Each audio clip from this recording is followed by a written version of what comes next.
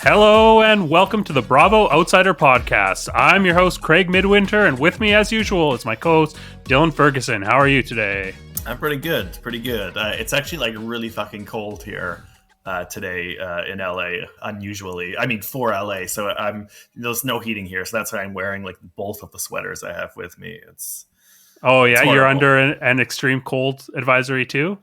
We were hitting actually, like minus yes. 40. We were hitting minus 40 last night here in Winnipeg. So for real? Yeah. Wow. Yeah. Each week we bring on an outsider who doesn't follow the Real Housewives and make them watch the episode and then get their takes. And joining us today is comedian Ryan Ash. Ryan, how's it going? Good, guys. Thanks for having me in your church. This is fantastic. Yeah, glad to have you. You want to tell us a bit about yourself and your awareness around Bravo and the Real Housewives and what that was like before you started watching?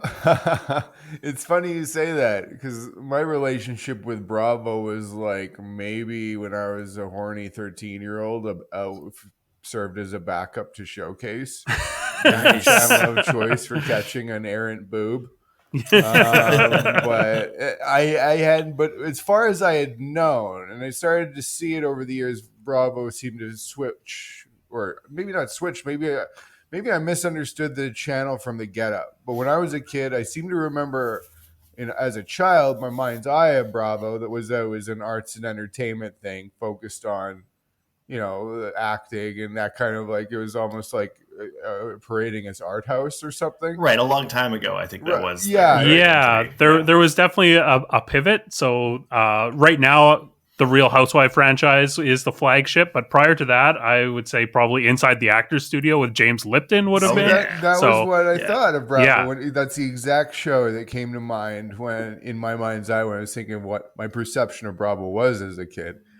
But instantly, when I saw like the branding attached to the stinger attached to the show, because I streamed it, I didn't watch it on Bravo, right? Yeah. When I saw, I just got it immediately. As soon as I saw the stinger for Bravo in front of the new or the Housewives stuff, I was like, okay, so Bravo's one of these networks. Like, I don't know, what's the other one? Was like PBS or whatever that did like some insane pivot where it's all about quintuplets all the time. Oh yeah, like TLC. Yeah, the Learning Channel is now just TLC, which doesn't stand for anything. I was never privy to what channels were upheaved by the reality TV show upheaval because I just don't typically engage with reality TV much at all outside of Drag Race, because that's one that my wife and I watched together. Yeah. Like we watched America, Canada, and All Stars. That's like really the only reality TV I tend to take in. But then when you think about it, it's like it's not true because I obviously watch sports interviews. I guess that's qualifies as the category in a matter of sorts or some kind of crossover.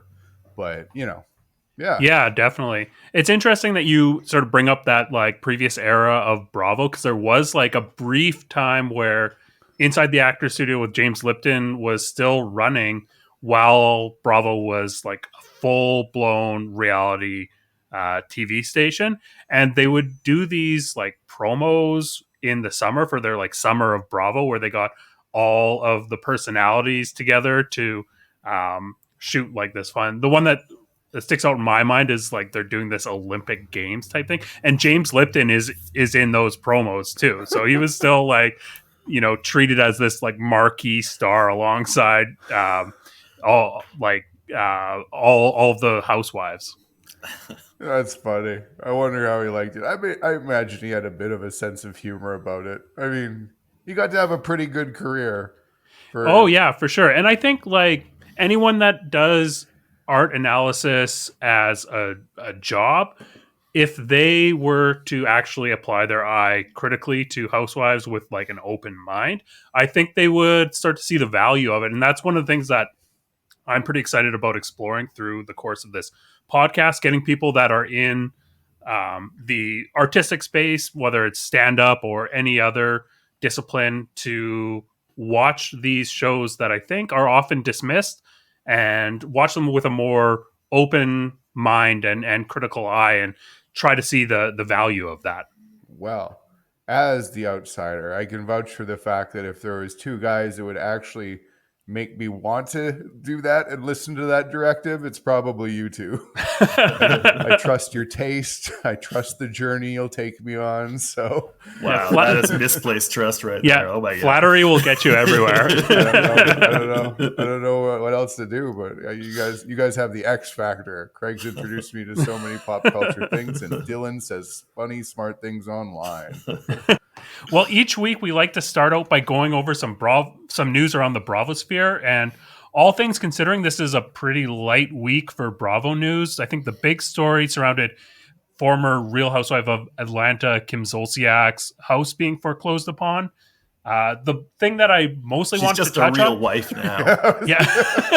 The one thing I did want to briefly touch on, even though we're not going over highlights of the Real Housewives of Potomac reunion, I did catch it. It did air this past weekend. Dylan, did you happen to catch this?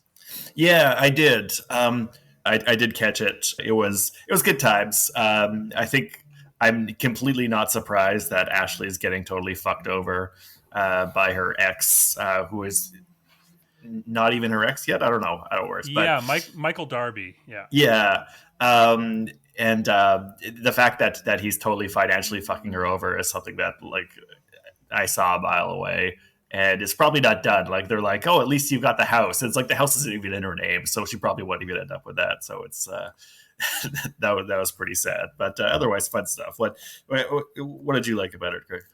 Yeah, that was the thing that really stuck out to me as well. She basically is getting out of the divorce, the house, and a bit of a promise that if she ever runs into trouble, she's going to get helped out by Michael Darby, who does not seem like the most trustworthy person in the world. Yeah.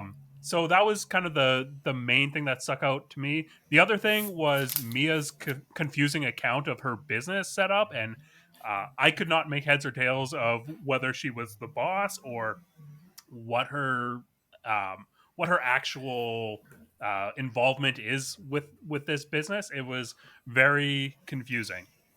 Yeah, it kind of came off sounding like she's like a figurehead CEO, maybe. I don't know. Though I think they were a little hard on her with that, like when she said that there's 3 managers and then later said that there's 8 board members or something. They're like, I thought you said there was 3. Like, yeah. No, she said there's 3 managers. But she wasn't helping her own case by like being very unclear, especially when she said like, and we also have a house in Charlotte as well as Maryland because we're bi-coastal. Yeah. Which is, people who live in LA and New York love to bust out the term bi-coastal, but somebody can't remember who like rightly points out those are on the same coast. That's just one coast. So yeah, she wasn't really helping herself. She seemed a little confused with her explanations there. So I don't know what's going on there, but clearly she's also going through some financial troubles too. Yeah, struggles. Where's Potomac? Is that in Maine? Maryland. Maryland. It's a suburb of Washington D.C. Oh, I see. Okay, understood. Yeah. Potomac has had a probably, I would consider it a bit of a down season when compared to its previous seasons. It has had a very stellar track record, I think. And this has been a season a little bit marred by the obfuscating of a storyline about a potential extramarital affair on the part of Juan Dixon, who is Robin Dixon's husband. And all of this came out after they taped the reunion. Juan Dixon. Oh, sorry. I thought you were saying like on the part of one Dixon, and I was like, very, very litigious. Wow. The son of one Dick.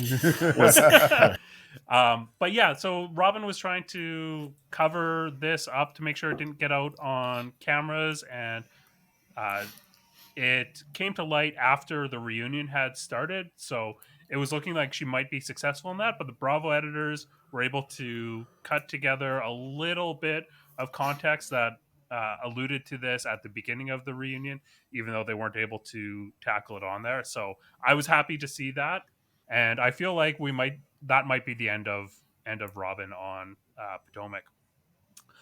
So I think we should get into it. Let's start with Miami. We've all watched the episodes and selected some highlights. Ryan, as the outsider, I'll get you to lead us off. What stood out to you? Well, it really, let me pull up my notes. Um, I was trying to understand Adriana's side of things. I was. Mhm. Yeah. That was pretty much the. I felt like that was kind of the overarching thing of the episode. Is like, Yeah. is this person right or wrong, and Yeah. whatever. But she also like, yeah, I don't know. Whenever somebody does that whole like it tells you all the horrible shit that somebody said about you behind your back and then like masquerades as I'm telling you now because it's a friend, but it's like so obviously in the moment intended to hurt somebody. I was like, okay, well, Yeah. the you know, it, Adriana was definitely like a bull in a china shop this episode. She was not very eloquent in her words when she was talking with Alexia at or Marisol at the that's right, Marisol. opening scene about how her boyfriend hit her up after their split, and And then said he Yeah. obviously, never loved her. yeah, Which Yeah. is an She just insane throws thing that to in there. add. That was a big one. You know, that was like you're trying to find every department to hurt someone. So it's just like, She's doing a lot of that in this episode, like a lot of just digging herself a hole and then finishing a scene by like just putting some explosives down in the hole to just blast it way deeper. Like but she then just digs herself deeper and deeper. and Um, retreats, and at the same time, like yeah. she talks a bunch of, and then she runs away and like does the crying thing. And like, man, I know people like this, like. Just because it's my first episode like happening upon this person, I'm like everyone else is kind of like guilty until proven innocent, but this person for me, I'm like I know people like this and I can't stand them because they're Yeah. In megalomaniacs who elementary school or junior high, did you ever have like guys that you went to school with when you're like playing a game and they are clearly their team or they are gonna lose, they pretend that they're gonna get hurt and or that they got hurt and will just like end it by, oh, I'm hurt, I can't finish this game. That was the story of Adriana this episode, I feel like. oh yeah, I, you know, I feel for her at the same time. Like I want to take her side a little bit. Like the thing is, Adriana was one of the originals on the show, and she got her status changed when they revived the show Yeah. after like several years after it had been canceled. When they revived it a couple of years ago, she had her status changed from an official housewife to a friend of a housewife.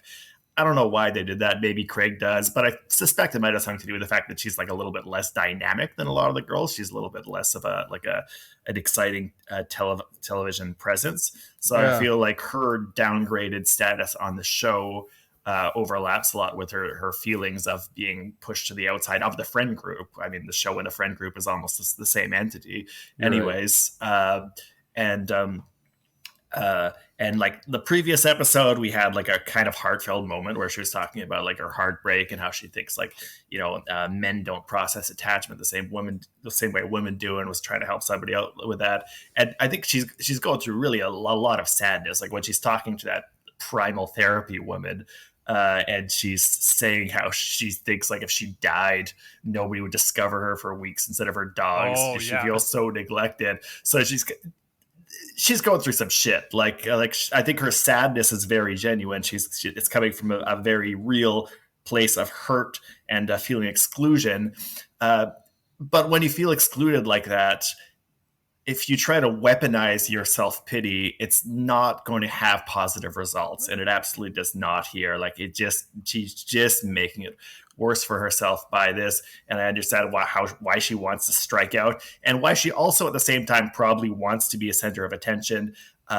Probably, I assume, with the implicit or explicit prodding of the producers to kind of justify her place more and be more of a central character.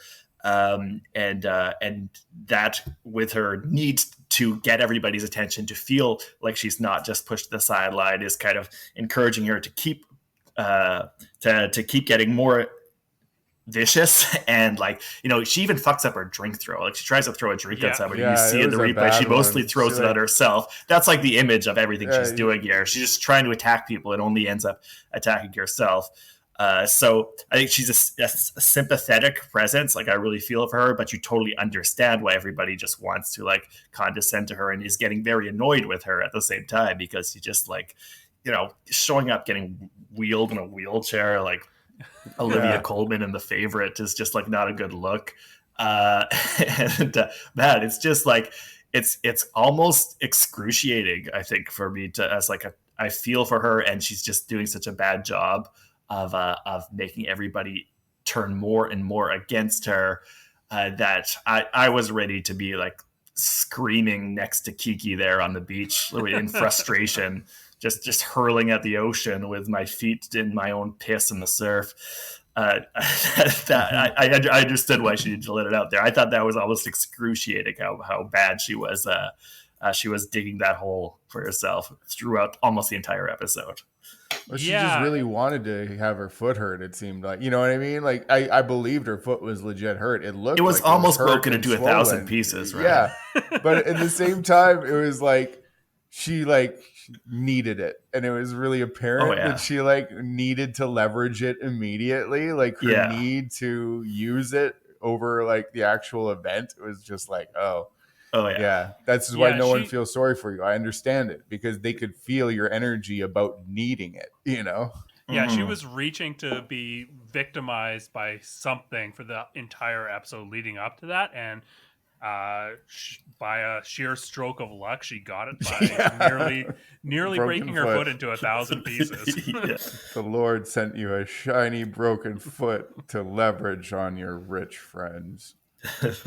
But one other thing that kind of stood out to me about her bringing up Marisol's ex, reaching out to her, it seemed like a bit of a piece of information that she was keeping in her back pocket for a long time, because Adriana and Marisol were both on the show last season, and she never brought this up. It was just something that, she was sitting on, and it's interesting that she would bring it up right now, because she didn't really have a need to. I guess she's trying to make a play to be a full-blown housewife next season, but it was interesting to me that she really didn't gain anything by bringing that up at this point. Are any of these housewives in Miami married still? Yeah, there's one that's married to a guy who just hates her. That dinner scene was nuts. Okay, yeah. That was one of my highlights, was him going like this at the end of their conversation about, you still love it, you still got that spark, and he gives her he gives her like the whole just like, absolutely. I would feel guilty making that face to like a Costco sample person, even if they were rude to me. And that's not saying that they're undeserving of any kind of respect. I'm just saying the nature of our acquaintance is such. Yeah, it was the most unconvincing. Oh yeah, totally. And it was just, that's a scene from last season when it's clearly the cracks in their marriage are starting to show. And this season, up until this episode, the storyline for Lisa has been her husband Lenny leaving her. It was pretty interesting that this kind of came up when Julia asks Lisa, "Oh, how's the family?" And Lisa just responds, "So fucked up. It is so fucked." I noticed that. Just making small talk, and then we got that beautiful flashback from the "We Still Have a Spark" dinner. Yeah. So, should I keep going on highlights? Yeah, let's keep going with your highlights. Okay. Yeah. So obviously that was kind of the lion's share of that episode.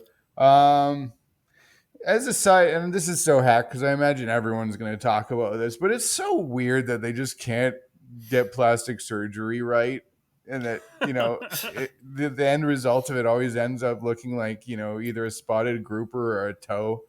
Like, it's really weird. It's, I don't know.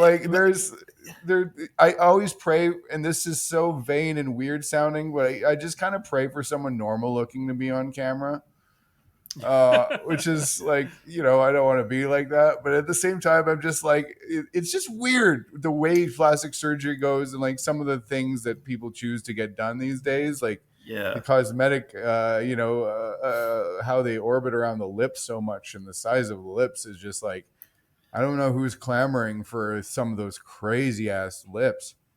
Oh yeah, there's some is a lot more tasteful than others. Like some definitely looks a lot more natural than others. There was actually an interesting moment on Watch What Happens Live this week, which is the late night talk show that happens on Bravo. It's hosted by Andy Cohen, who's a producer on The Housewives, and he brings on guests to talk about the episodes that were on there.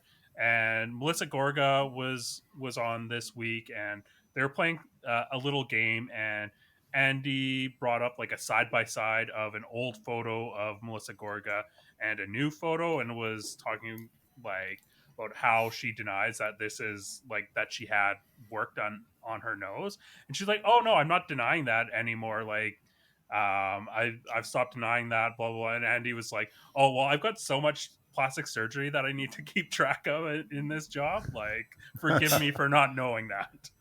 I think it's the constant tinkering is probably what ends up just ruining their faces. It's like there's that Balzac story about like a great painter who keeps making adjustments to his canvas until you can't see a human figure in it anymore. I think it's like that. Like you just have once you like break the seal and start like tinkering, you can't stop tinkering with your face until it's no longer a human face.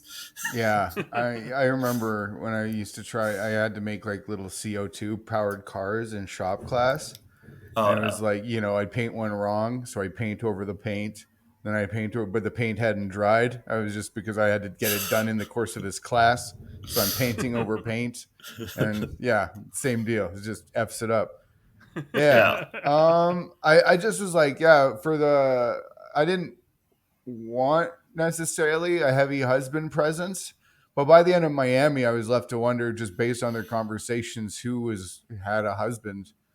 Also, I really liked how the mom took time to show us that she was stopping over at home for a brief touch in with her family or whatever. She's like, there's one, I think it was the one with Marisol, was that where Marisol, she had to go? She's like, I can't, I gotta go 1 or 2 days, then I get back to my family. And like, she literally like goes home and like tags herself in, gives high five to the kids, and then it seems like she's gone again. I'm like, this is just confusing as a lifestyle. Like I can't track who cares about who does what. Yeah. Kiki's yelling about her camel toe in the pool. That was the first I saw of her, was her like punching herself in the muff and yelling about a camel toe. Oh yeah, I think it was Gertie that was like, they were initially talking about Larsa's butt and lack of stretch marks, and the editors then immediately cue the porn music, and there's just like a montage of them talking about their bodies, and Gertie's showing off her camel toe, and that was it. Like, yeah, what happened to your hard nipples? Yeah, that was it. Yeah. Okay, so it's Gertie. Okay, yeah. And yeah, I don't know. I just overall like the vibe of them in general, like when they like start to like get excited and stuff. Like as soon as anyone gets to that energy level now, as a 38-year-old guy, I'm just like, I always want to leave any space where anyone has any kind of energy like that, where they're just like, we're together. I'm like, well, I gotta leave. How do you? So I don't know how they do that like nearly every day. It's unsustainable. Yeah.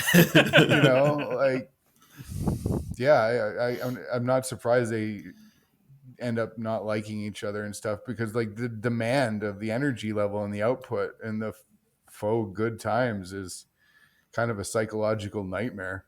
Yeah, though, mind you, Gertie apparently thought the first day was not exciting enough, because we have that one like fun like overhead shot of her walking down the stairs and being like, everybody's just getting fucked up, nobody's starting shit. Like, when are we getting turned up? Like, it's just, I guess she got her wish. Yeah. I just had that Adriana. This was before the rest of the episode. This is like first impressions. Was Adriana seems like she would ruin any trip in the car. She seems like she'd turn your music off right when you felt that you're most happy. She'd put her song on instead. Yeah, she does in the boat. In Optimum Cruise, she'd like switch to her song right in the middle of Optimum Cruise, and you'd just be like, oh no, now I'm just going to drive and count the hours till we're there.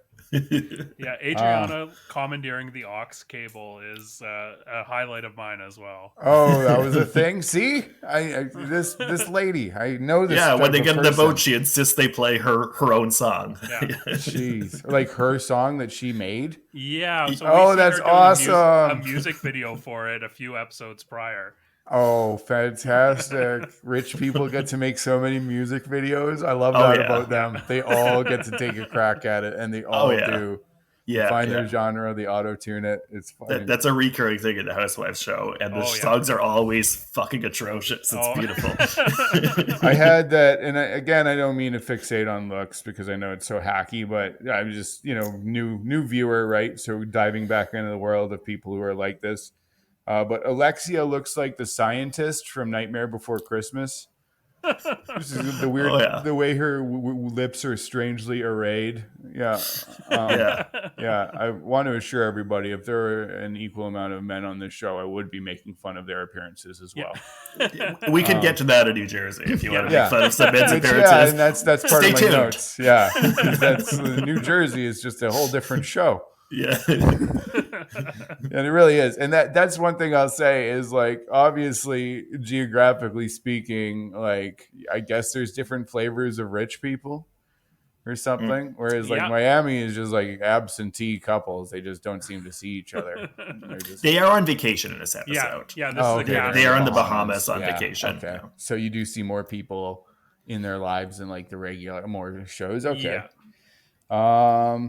Oh yeah, and also, you know what I would say, and one thing I noticed too was I was looking at one of their plastic surgeries, and I recognized, I was like, oh, I know that kind of nose. That's the nose that this sports bra. There's a Louis DeBrusque who does play-by-play commentary for the Oilers on the local feed here. Former NHLer Louis DeBrusque. He's got like a rebuilt nose for sure, and he's got one of those tiny weird champagne.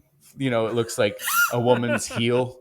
You know, it's like a champagne stem nose, or you're like, you shaved away a lot of busted nose. Yeah. So he's got one of those like no nose noses too. And then I started thinking, I'm like, you know what? I bet there's so much plastic surgery in the world of male sports broadcast. I know that there's tons of Botox with them, but I wonder what other surgeries are typical within like male sports broadcasters, as long as we're talking about like different areas that people get those surgeries and stuff.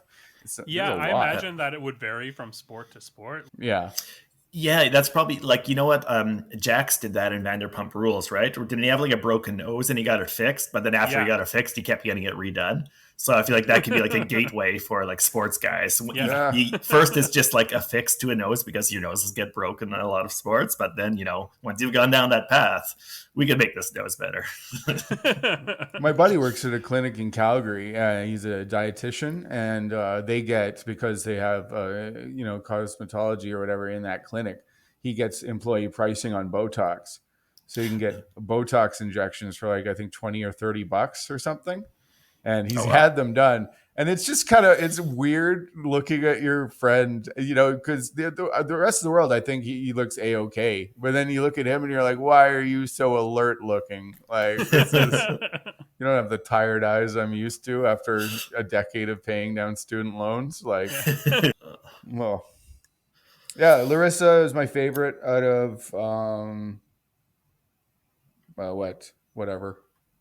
Miami, I think. Larsa, yeah. Okay, just because she straight up, she didn't have any, wasn't taking anything from, I think, was it Adriana at dinner too, where she's like, oh, I will straight up whoop your ass or whatever she said. I was like, all right. Yeah. There was a good moment earlier, or maybe it was during that same fight at dinner time, where Larsa has a confessional and she's like, oh, I never initiate drama. And then there's a montage of like all the drama that she has initiated over the past 12 months. Yeah. Also, shout out to Larsa for like making a movie reference, which I just feel is notable because normally she's the one where if somebody makes a reference to pop culture, her face just glazes over like she's never seen a movie or a TV show in her life. So there's a point here where she says of Adriana, she just keeps coming back like The Exorcist. And I'm like, bravo, you made a movie reference. And I'm not going to interrogate her too much. I'm not sure what that has to do with The Exorcist necessarily. She's maybe thinking of an entirely different movie, but Terminator. I'm just proud of her for having made a pop culture reference. Was that it for your highlights, Ryan? I think so. From Miami. I mean, I think that overall, I mean, that's what I noticed. That's kind of that beef seemed to be the overarching thing of the episode. Then they had their dinner on the beach. I thought that they would get more out of or that they would expand more into the rage therapy thing.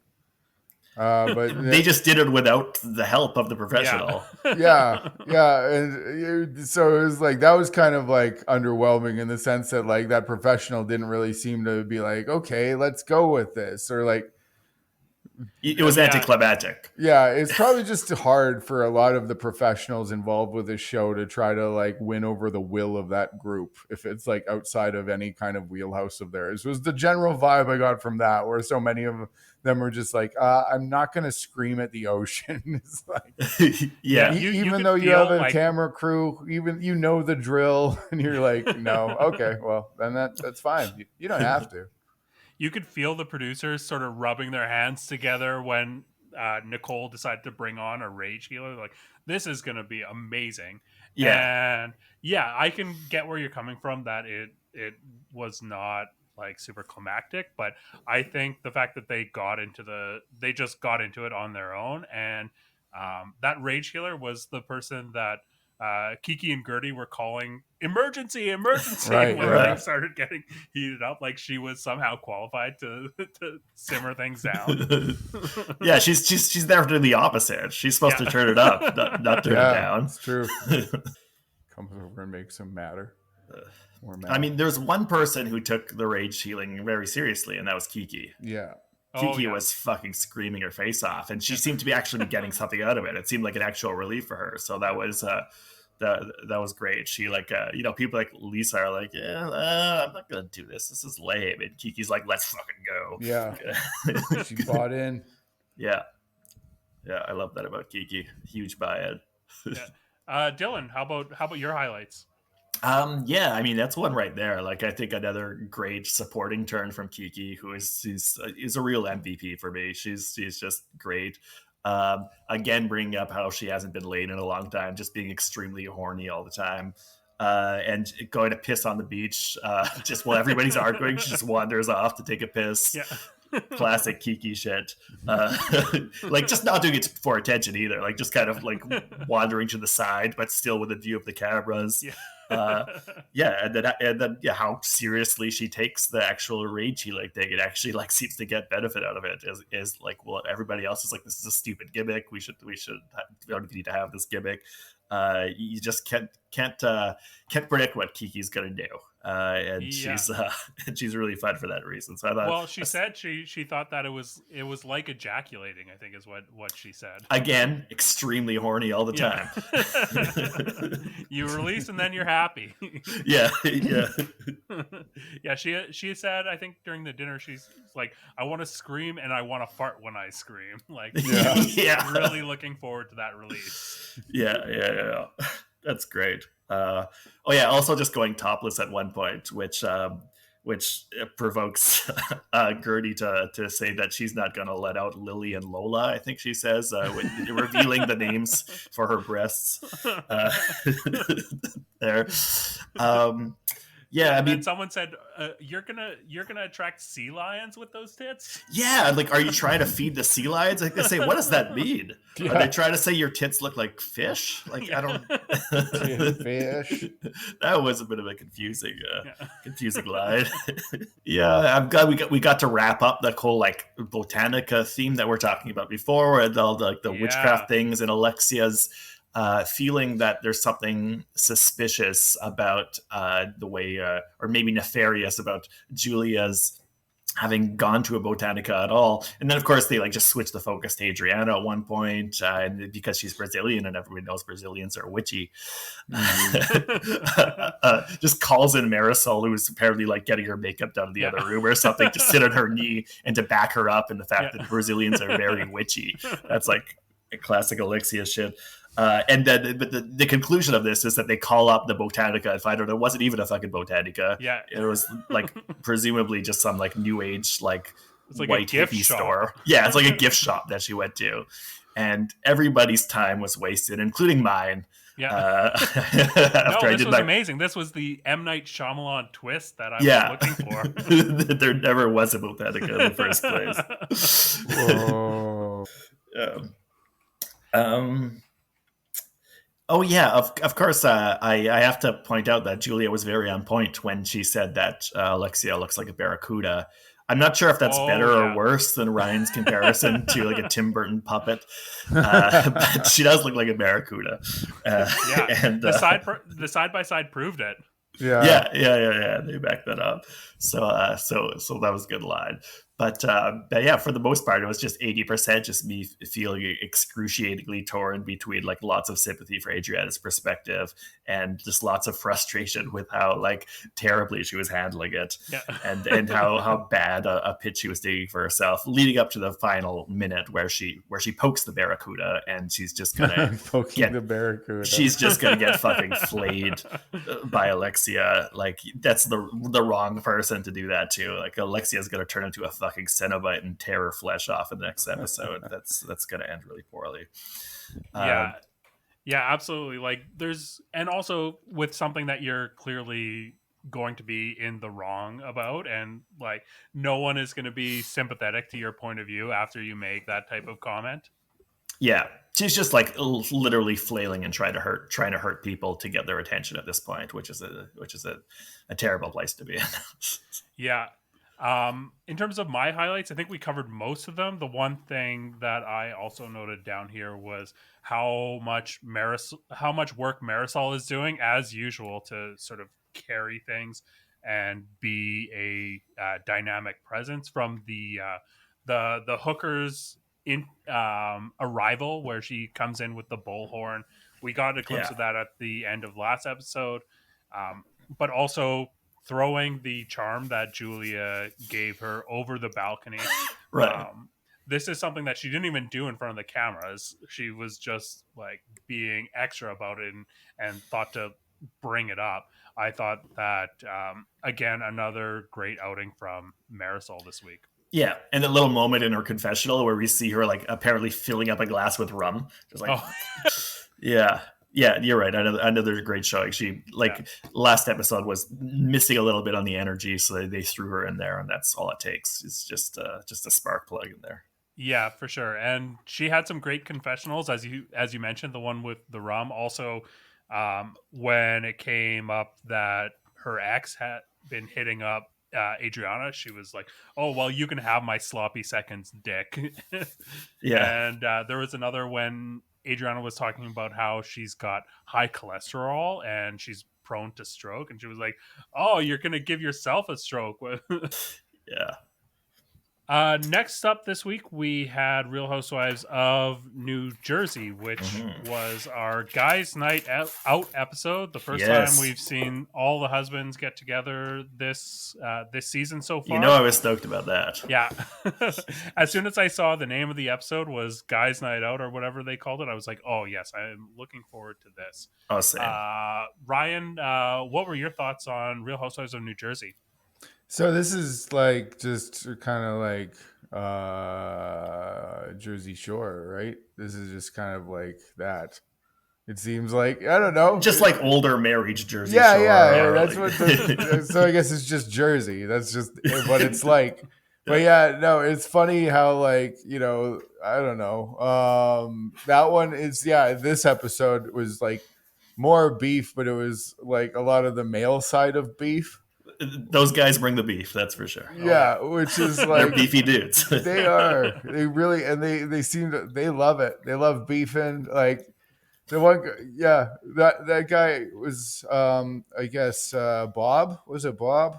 Who's the angry guy at the end? The bald guy. Joe. Joe. That's it. Yeah, Joe. Joe Brew, whatever. Well, Joe Gorga is the bald. That's it. Joe Gorga. Yeah. he seems like he just like would be mad about something at any given time. Like he just has that look where it's like he's a guy who needs part of his personality is wrapped up in being like, oh, what's he's fine. This is you know. And then the other guy seems, Louis or whatever. Yeah. I don't know. He seemed like he was like trying to like take somebody's side. You know, he was sticking up, but at the same time, it felt like he liked being on camera. Like he was like, "Hey, I'm the new guy. I'm Louis. I'm here to stay." So I'll get all mad and just like, but then I'll do the thing where I turn around and like, please, just talk to your sister, please. Where he's on his side at the end. Yeah. He's trying to work all the angles. I'm like, is this genuine Louis, or is this the Louis that Louis wants us to see?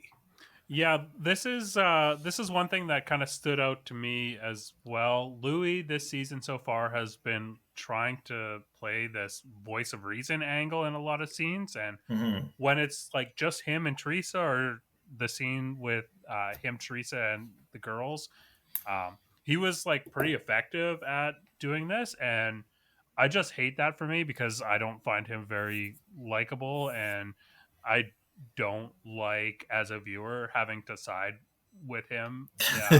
Fair enough. Just instinctually. Yeah, that definitely stood out to me. But when he was there at the guys' night out, that trying to play that angle at the end after having a conflict with Joe Gorga, it did finally come across as snake-like, and that's what I'm looking for. Like that's what I really want to like feel the hate course through me. Yeah, I think though he did generally do a good job appearing kind of like a voice of reason, like you said, Ryan. At the end of it, he really does weasel out of it because he ends up just saying like, "Talk to your sister." Like he ends up capitulating in the sense he doesn't defend. No, he doesn't defend Teresa. He doesn't defend her perspective. He just says, "Well, you talk to her then. It's not me. I told her exactly what you said. Actually, it turns out that I'm on your side after all, huh?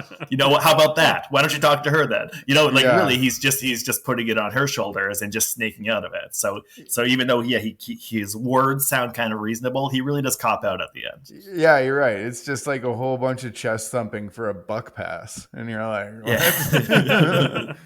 What'd you do there? I also like wouldn't be surprised if he didn't even know that Melissa's family wasn't invited. Like he seems as like someone that would just be like so hands off with the wedding planning portion of things that he might have been completely surprised and just playing along like he knew. Yeah.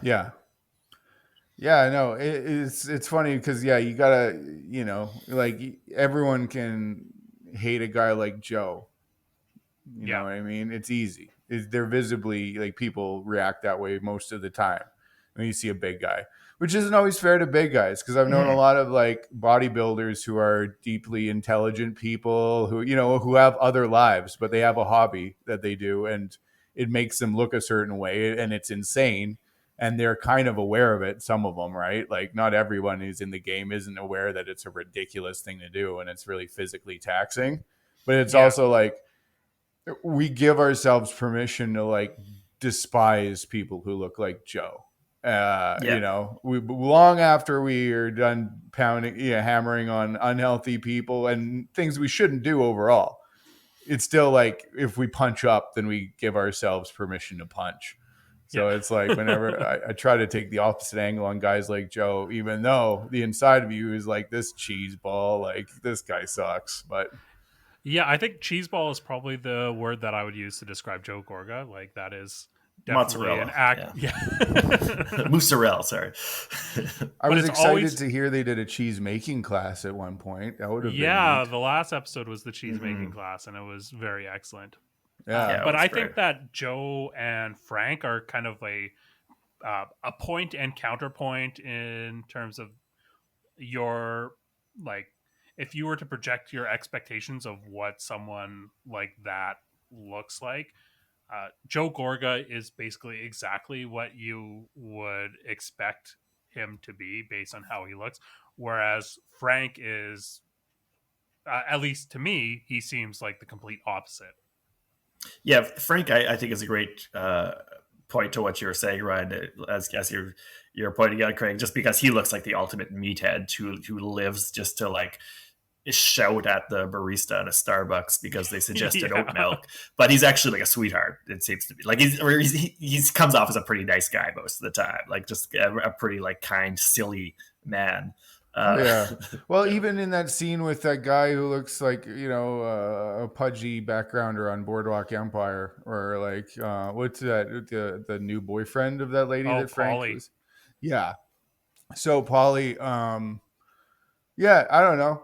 He was pretty short with Frank. He was saying weird stuff. You know what I mean? Like he was trying to challenge, but he wasn't in his energy. Like he wasn't right in the pocket when he challenged or whatever. So it kind of seemed like a weird where he's like, that's a woman's do it a man to man or whatever. But it was like about like phoning him or something. And it was just like a really weird outburst. And like, I think Frank took that in stride well, like, in a way that a meathead wouldn't. Cause I feel like I would get caught up on one of those. If somebody was just throwing those out there all day, I wouldn't be able to get past it. I'd be like, no, wait a minute, what'd you say? Kind of thing. But yeah. And I feel like it was admirable that Frank was sort of extending a olive branch to Paulie, aka Buzz Lightyear, to come to the boys' night. And this is something that's going to be on camera. You're going to be in Dolores's life. This show is obviously a huge part of it. Like, come and join and engage with us. And it was an opportunity that he just didn't take advantage of, I think. Yeah, and he's like, oh, you asked me through Dolores or whatever, and it's like, well, I mean, like, isn't that's all right? I think sometimes, isn't it? It feels like it's an okay thing. Yeah, like you want to respect her too, and not, you don't want to go off with some guy and like start planning stuff without bringing your wife in on it. I don't think the wife would like that much. So it's like, I didn't understand Paulie's objection. Yeah. Frank and Paul are interesting because they're kind of on a bit of a collision course, which I think is kind of an enforced narrative, but also it's like inevitable. Like Frank is the ex who just never left, really, who just hangs around still. So of course there's going to be like some conflict there, but I think it's kind of undercut by the fact that the two guys clearly like each other too. Like they're like they're fucking calling each other Mr. Potato Head and Buzz Lightyear, which is just great. Like dudes being guys shit. Like just like, oh, how's Spud doing? Yeah, he just got out from the hospital. He lost some weight. Oh, he's a French fry now, is he? Those great lame jokes all the time. I was just gonna like, go visit him, but he wouldn't let me park my spaceship. Yeah, you got to pay double for that one. This is awesome stuff. I love their like dudes being guys energy, and that's why I was so happy when they get the meal together at the end. John Fuda just like endeared himself to those guys for life by showing up with adult diapers at the dinner. You're like, oh, this guy gets it. Funny guy over here. Oh yeah, like oh yeah, he's gonna be your new best friend now because of that. Yeah, when he brought that bag of diapers on, I was like, okay, 50-50. Some producer was just like, yo, John, bring this in, make a splash, dog. Yeah, but can't ask too many questions. Yeah, you just gotta let them live their lives. Yeah. So New Jersey's different because it feels a lot more like families at war. It feels like everyone is plotting as a family. Whereas like in Miami, I obviously saw some vacation episodes. So there wasn't as much but then Jersey, it's like Game of Thrones, the way they like go back to their families and discuss their interpersonal issues and like get each because other it's a bunch of Italians, right? Yeah. They just bring it inside and they get angrier about something and then they go out into the world with that energy. And that's like repeat. Yeah. The family unit is like the amplification chamber that you just like intensify your issues before you bring them back out, glowing hot and burning. Yeah. Just home is where a 3 goes to a 10. Yeah, that Italian family angle is something that really drives a lot of New Jersey. Like you see when the guys are talking, like, it's an Italian family. This is the way things are. It has to be this way. You have to invite the stepmom, etc. Like it's just so much family stuff. Yeah, and Italians with their, my wife is Italian, and it's very much that like no other culture is like, hey, we're this. We're all like, we know. Yeah. But they're also, they always, that's just the way things are for everyone. Okay. Did you have any other highlights from New Jersey that you wanted to cover? Let me pull up my notes again. So Dolores' new boyfriend looks like Paulie looks like he's related to David Koechner. I didn't even understand why Frank was a bunny all of a sudden. Yeah, they're doing a photo shoot. What was the photo shoot for, actually? It's for a calendar, I think. But I was like, is this just another album? Is this a rich person album? Do they just make a calendar that they have? And that's what it is? It seemed like someone's like, it's for a benefit. But it's like, who buys a calendar full of business people? Yeah, I don't know what the calendar is for. I'm sure they said it at some point. But it's Dolores, some charity that Dolores is involved with. So previously they had a photo shoot episode, but since Frank was in the hospital, he couldn't do his shoot. And I guess he's the Easter bunny for the calendar. Oh, he's the April. Yeah. Okay. Yeah, it's just weird that they picked, it's just like your calendar is full of wealthy people, like not fire people, it's just some business owners from the area. Yeah. I appreciated that they went all out for staging this shot of him with the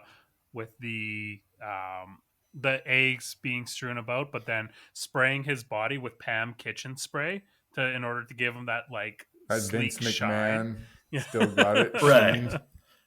And then, of course, he says, "Yeah, I'm ready for the oven now." Yeah. Oh, man. Jackie alluded to battling toxic food habits. Yeah, that has been her storyline. So she was previously a full-blown housewife. She's lost that status and has been downgraded to friend of. That has been a storyline that she's been going with for the past, since she's been on the show. Yeah, I don't know. I guess it's only in my notes because this morning I bought 24 mini cupcakes. Where are you going with this? What's he cooking? And my wife FaceTimed me on my drive home before I had a chance to set up a funny way to announce that I had bought 24 mini cupcakes. And I kind of felt like, and then she saw them, or she saw a corner. No, she saw that I had the wrapper from one in my hand. And then she's like, "What's that?" And I felt so removed from my power in that moment. My power being my sense of humor was going to be able to make this acceptable behavior. That I was like, it's muffin. It was a muffin for some reason because I wasn't ready to break that it had a cupcake. Either way, when I got home, she's like, "Why are you hiding that? That's some weird secret fat guy stuff." And I was like, "Oh, she's right. She's right." So I guess maybe that's why I put that in my notes. It's just a theme for me today. Yeah, it's you only know it's a problem when you start hiding mini cupcakes around the house. Yeah, that's when you got to go to Mini Cupcakes Anonymous. I've had that's 14, when you need an intervention. So right now I'm like, I don't know. I got to stop right now. I have to leave at least 10. Or you said that last time, Ryan. I think you said that last time, Ryan. I think this is Craig. This is probably when we should tell Ryan that his wife asked us to do this as an intervention. No. There is no podcast, Ryan. This is just set up as an intervention. Before I go, I'm finishing the 10. That's how it works, right? You go crazy on your way to rehab. Isn't that how they do it? I think that's how my wife says they did it. Yeah, no, it is definitely one of those things where now I'm like, there's so many gone, and she's aware of them. So it's either I maybe I should, this is the part where I do not eat anymore, and I let 10 be there, and then she gets home and there's 10 left, but I don't do the thing that's the other thing, which is I eat them all, and then I go to the store and I get a new one and I eat 4 more of that, and then act because that was, the way I was leaning before I started talking about this out loud. So if anything, thank you, Jackie, for letting me be honest with myself and kind of, with my family. I think if you were to take anything away from Real Housewives is if you're going to solve this problem, you just need to gaslight her. Man, there's Like, so you much ate them. gaslighting. That Oh, whole yeah. show is gaslighting. It's insane. They're all kind of toxic like that, for Oh, sure. yeah. And it feels like in New Jersey, it's always whenever they want to talk shit about other people, they start with, I feel bad for her because, Oh, yeah. and then they say something that qualifies them to then say the terrible thing. And it's like so common. Yeah. Yeah. Margaret and Melissa give like a masterclass on that strategy when they're talking about Jennifer. Like how, just like you say, instead of saying like she pissed me off, she said something that made me angry. Their strategy is just to like constantly say like she seemed weak, she seemed sad. Yeah. You know, she's on a downward spiral. She's like a festering open wound. Oh, yeah, that one. I was Which is like, where it escalated to. Like it's just like attacking their like mental health and happiness instead of just saying like she made me angry. yeah, They a and festering open wound. yeah, that's this a straight quote. Like Yeah, that's no, I remember that quote. it's wild, wild how far they go. And it's funny too because like when they dip into those moments, it's like stuff that they pull from like movies and stuff, or like a festering open wound is so like out of touch with any of their like seems like their characters that suddenly they jump into this like 16th century sentence. Yeah. Quiet, you dissentious rogues, that rubbing of the poor itch of your opinion make yourself scabs. Like, okay. Where did you hear that? Postule on a kangaroo's corpse. Yeah, exactly. Just watching like Victorian medical dramas before they start shit talking. Dylan, how about you? What were your highlights from this episode? So speaking of all like the Italian family stuff, love that we get to meet Danielle's family here, highlighted by her dad, Big Phil. Big Phil's great. Just shows up, immediately says in lieu of like, "Hi, I'm here. I'm not taking my shoes off," and just like just storms in with some flowers. His ex-wife comes in with flowers, and then they start comparing flowers. Might have better. Yeah, might have more colorful. Yeah, these are roses. Just like I was so glad that we gotta meet her family. I thought that there's a lot of terribly carved out beards in New Jersey. I thought we couldn't get any worse than John Fuda's, but Big Phil's got a pretty awful beard carving job. But he's sympathetic. He's fun.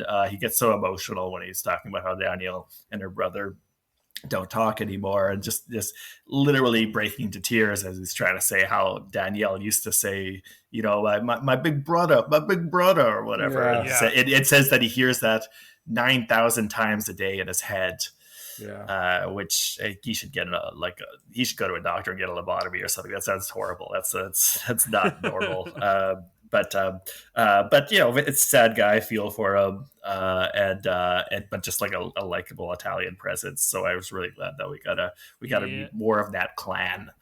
Yeah, I thought that the way that this Danielle's family drama was introduced was really excellent, because we also got exposed to it by her telling Melissa about it, which was interesting because this dynamic that Danielle has with her brother and her brother's wife is very similar to Melissa's dynamic with Teresa and Joe.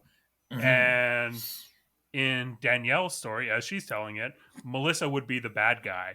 And so it was really interesting that this is how it got presented. I was a huge fan of it. Yeah. And I would love to see how this kind of matures, whether Melissa's going to internalize that in any way and maybe have any sort of conflict with Danielle over it. Yeah.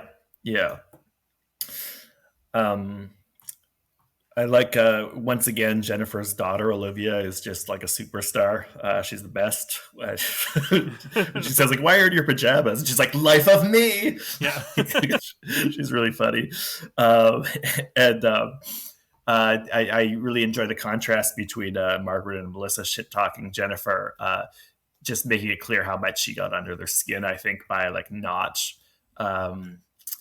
not cracking as much as they wanted her to when they fucking savaged her last time.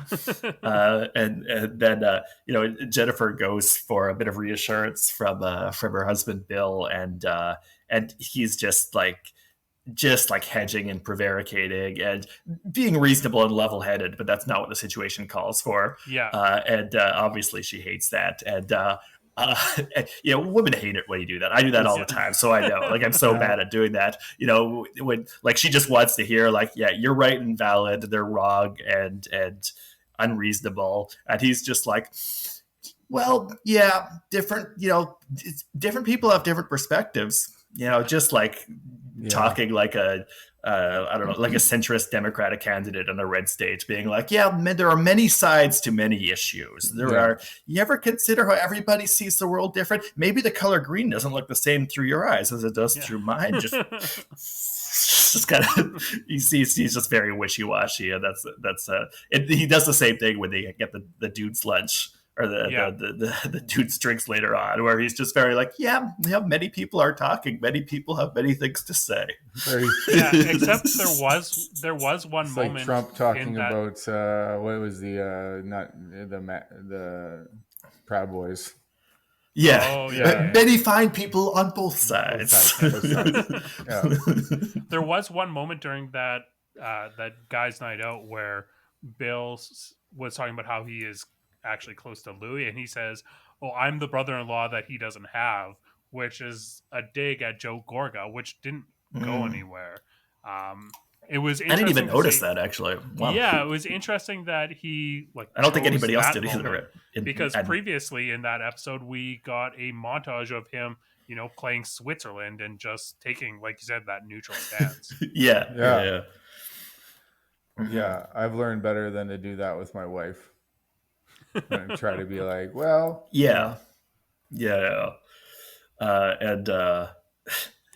and speaking of other husbands, Margaret's husband showing up to the dinner and being like, yeah, she made me change my shirt 3 times before I came here, and I don't think that was a line. I believe that's true. Believe that too, that's something. But I love that that makes sense, but he's like just going to hang out with the boys, and she'd be like, no, you're not wearing that. Like when he's just going to hang out with his friends. But lots of fun dudes being guys and just delighting each other. The ball busting during that guys' night out was really great. They got into it right from the get-go, and that's what they're there to do. Mm-hmm. Oh, I also just wanted to point out, like, Melissa saying to her daughter, like, her son's wearing a shirt that says "Virginity Rocks" for some reason, and she says, "Go teach that to your sister." Yeah. Jesus. Then they just gloss over that. I'm like, whoa, where did that come from? What did she do? Yeah, but mostly there was some good kids action, but mostly it was the dude's corner, and I do like a good dude's corner. We didn't have enough of that the previous episode, so it was great to get that in this episode. Yeah, I agree. I think we touched on most of my highlights as well.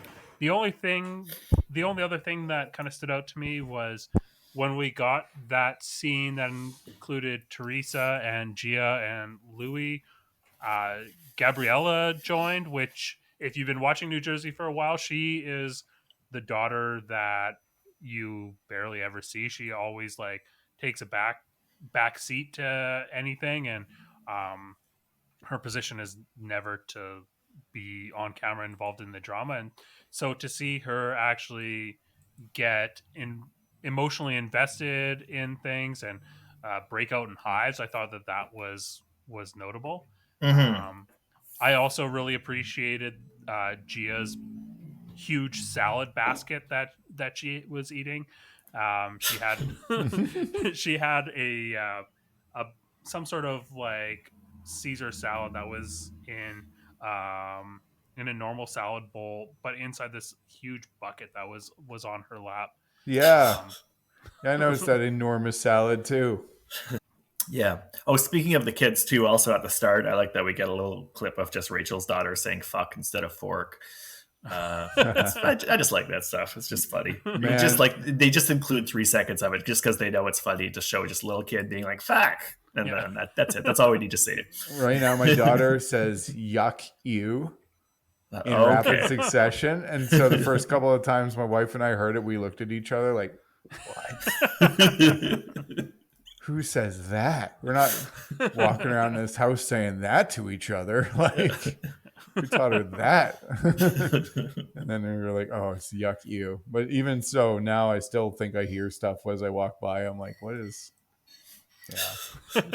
Well, that about covers New Jersey, I think. Ryan, did you have any final thoughts on either Housewives as a whole or specific to the episodes that we watched this week? Yeah. I mean, I can see the appeal of a show like this in the sense that it's unchallenging. Is it though? I don't know. Maybe there's intricate depths. It depends how much you choose to invest in it. I think that's a personal choice on the viewer's part. Yeah. Yeah. Well, I mean, here's the thing. It showed me that at least they're different. Is my impression. I was like, oh, Miami seems a bit different than New Jersey, so at least they're not like totally cloning the formula. I don't. It's kind of strange to watch shows that are kind of premised around like just rich people fucking about. That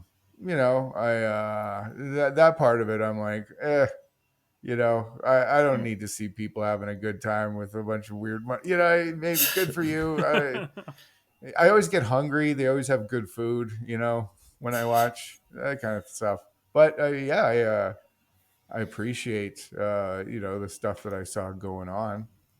Yeah, I would say like I wouldn't use the word unchallenging necessarily to describe Real Housewives, because I think that like Dylan said, depending on what you're putting into it, you can get a lot out of it.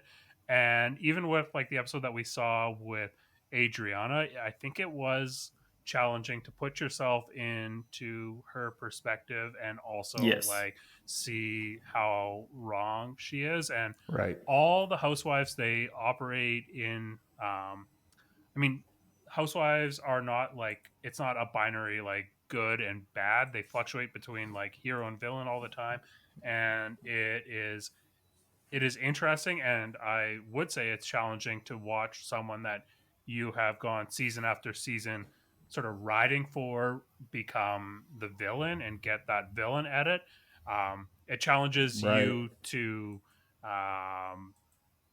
evaluate your perspective on them and situations, and I think um, I yeah, I do think that it is challenging, and also to look.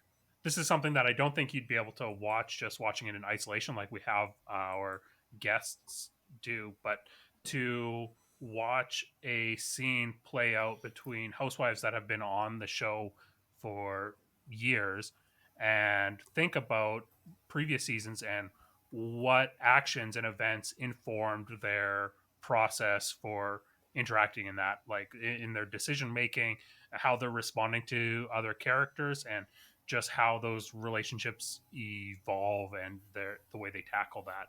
So I think that is one thing that is pretty difficult to get across by just watching a couple episodes Right. in isolation. But I do think that this was a good example, specifically for Adriana, of seeing the duality of a character on one of these shows. Right.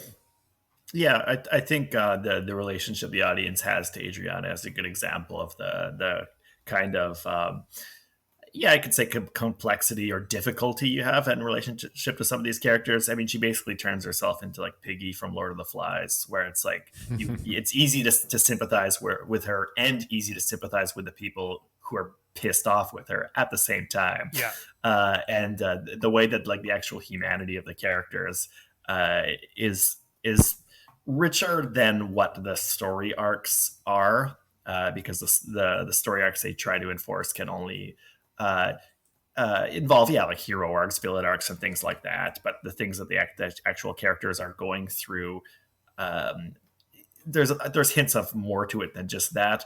And in terms of like, I think not trying to criticize what you're saying too much, Ryan. I totally get where you're coming from. But the idea that it's just rich people having a good time, most of them are having a bad time most of the time.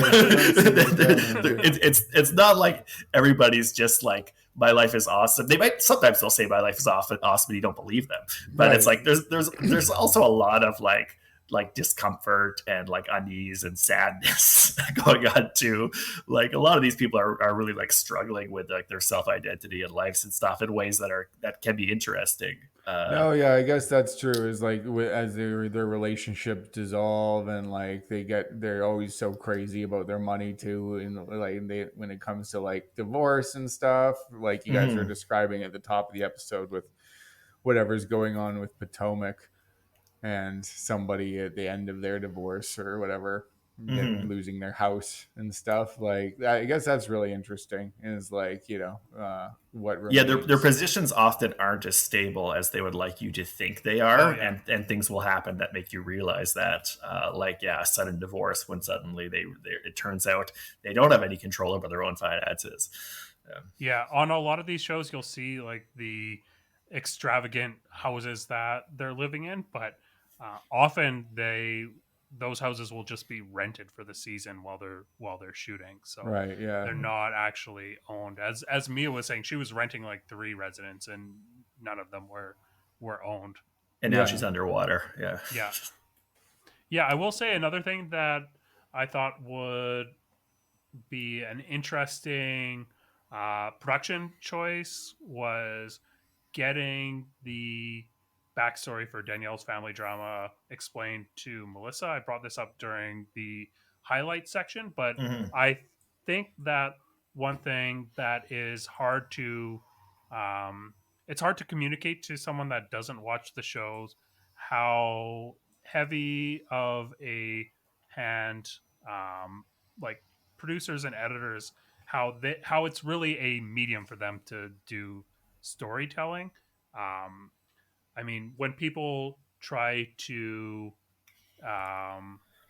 when people have they often talk about like how contrived certain elements of Housewives are as kind of a negative thing, but actually, like, I find it personally very interesting how a set of producers and editors will construct these situations in order to create conflict and have things play out and use their their jobs as a way of creating this art and telling stories. And I thought that this was a really good example of seeing the sculptor's hands. Yeah, exactly. Producer storytelling for sure. That's a good point. Dylan, how about you? Any final thoughts on either of the episodes that we watched? Final thoughts? No, not really. I do like that. I've already mentioned that I like how we bring in more of Danielle's family. I just like that Danielle's becoming a more like well-rounded character with each episode. I think that augurs well for her the rest of the season, more so than for Rachel, who was like they tried to build a little bit more on Rachel's backstory too. I just thought it didn't have as much of an impact. She talks about how she's got the cutest kid in the world, and her kid's like a 3 out of 5 at best. Like, I'm not buying it. So between the two like newcomers, there's one that's going great and one that's going okay. Danielle is having a breakout season. Breakout rookie season, and I definitely agree. Rachel is having a bit less remarkable of an intro. They did, like you said, try to elicit some sympathy when she was talking about wanting another kid and getting her sunroof cut open. That's a weird way to say cesarean. Hey, I also like when she starts crying a little bit, and John very awkwardly is like, "Well, let me take a pause here. My wife is crying." The most Jersey accent possible. No, let's take a pause here. My wife's crying here. That was funny. Well, I think that about does it for the Bravo Outsider today. Yeah. Ryan, thank you for joining us. You want to let everyone know where they can find you? Oh no, don't find me. Give me your home address. Yeah, no, I'm good. I'm just a guy. I enjoyed this. Thank you very much for the opportunity to be here. You can find me on Pinterest. I don't know my username, but if you come across a board that's called effing the swear word food man, that's me. Thinking of sous vide and smoking. Yeah. Okay, well, you can search him on LinkedIn. I'm sure you'll find him on Yeah, get me on LI. Yeah. there. Dylan, how about you?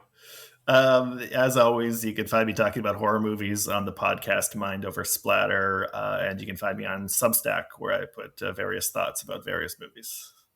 And we've got a link to his Substack on our webpage. That's bravoutsider.com. You can find us on Instagram at Bravo Outsider. And until next week, I don't know. Keep on wifing. Keep on wiping. All right. Well, thanks a lot for having me, guys.